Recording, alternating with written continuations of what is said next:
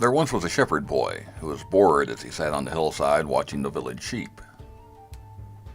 Everyone in the village had their jobs, the blacksmith, the woodworkers, the farmers, and so on. His lack of experience, along with an unwillingness to learn any of these jobs, meant, by default, he was given the duty of watching over the sheep. Stupid sheep, he said to himself.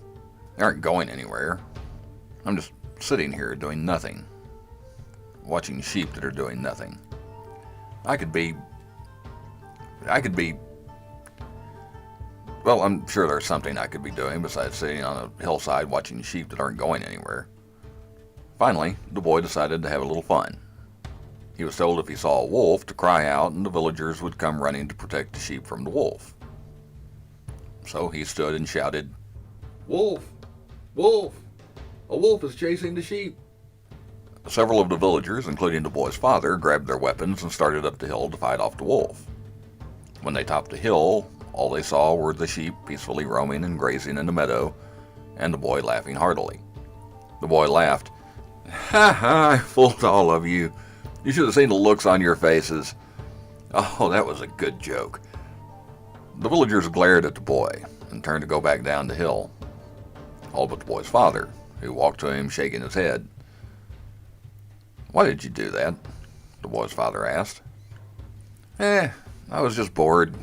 I needed a bit of fun," the boy said.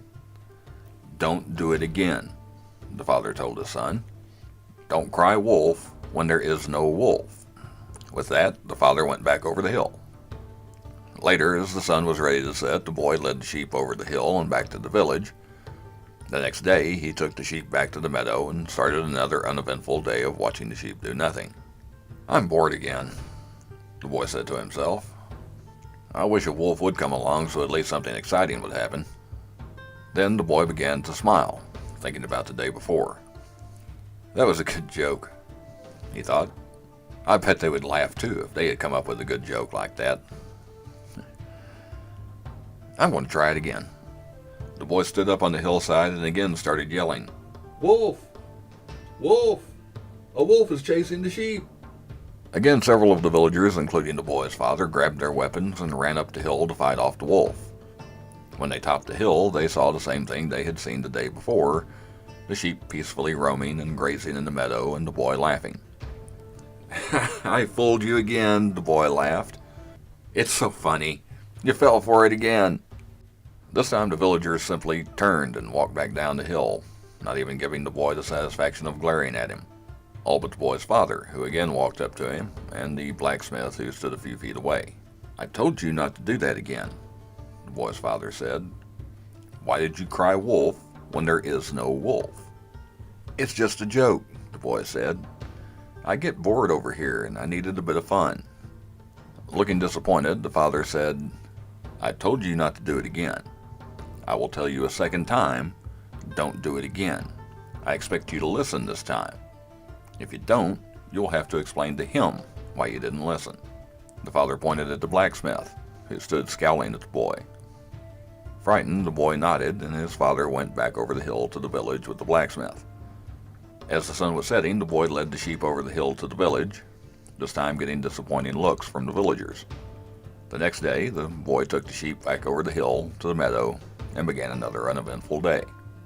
"Oh, that blacksmith looked mad yesterday," the boy said to himself. "I won't play my joke again. They just don't know humor. Fine then. I'll sit here doing nothing." And so it was, for an hour, before the boy saw a wolf. It was huge, at least 5 feet long and weighing 140 pounds. And it looked hungry. It glared at the sheep, waiting for the right moment to pounce on his dinner. The boy leapt to his feet and cried, "Wolf! Wolf! A wolf is chasing the sheep!" As the wolf slowly crept toward the sheep, the boy thought surely the villagers would get there in plenty of time. As the wolf picked up his pace, the villagers still hadn't come over the hill. "Wolf!" the boy cried again. "Wolf! A wolf is chasing the sheep!" But no villagers came. Not his father, not the blacksmith, no one. As the boy cried wolf, the boy's father looked in the direction of the hill and sighed. He looked around, and the villagers all stopped, glanced at the hill, then looked at him.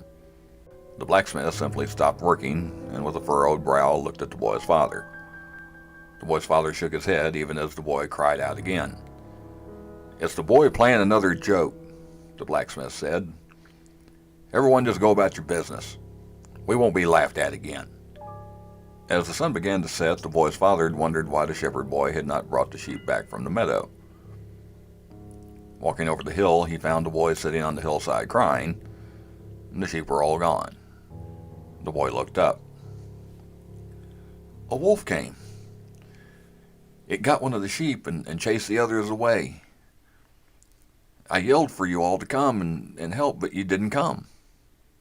The boy's father pulled his son to his feet and put his arm around him as he led him back over the hill. "We'll help you look for the sheep in the morning. This is why I told you not to cry wolf when there was no wolf. When people have decided someone is a liar, they won't believe them, even when they are telling the truth."